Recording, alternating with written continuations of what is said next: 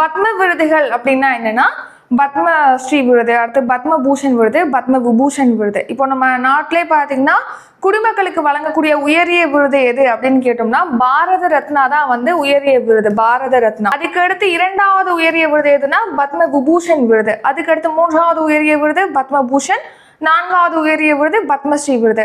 இதுல பத்மஸ்ரீ, பத்மபூஷன், பத்ம விபூஷன் இந்த 3 விருதுகளும் பத்ம விருதுகள் அப்படின்னு சொல்லிட்டு குறிப்பிடுவாங்க.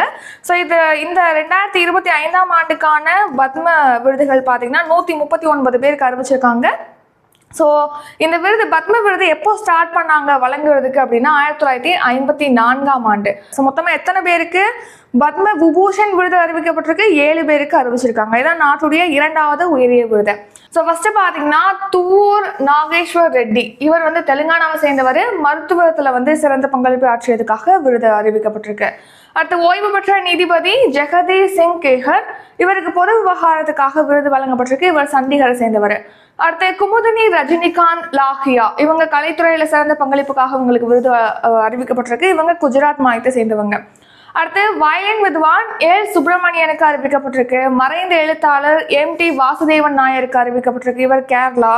அடுத்து இப்போ ரீசெண்டா கூட காலமானார் இல்லையா, சுசுகி நிறுவனர் தலைவரான ஒசாமு சுசுகி வந்து சமீபத்தில் தான் காலமானார். நம்ம கரண்ட் அஃபேர்ஸில் பார்த்துருப்போம். அவருக்கும் பத்ம விபூஷன் விருது அறிவிக்கப்பட்டிருக்கு. ஸோ இந்த பிரிவுலனா வர்த்தக மற்றும் தொழில்துறையில் சிறந்த பங்களிப்புக்காக.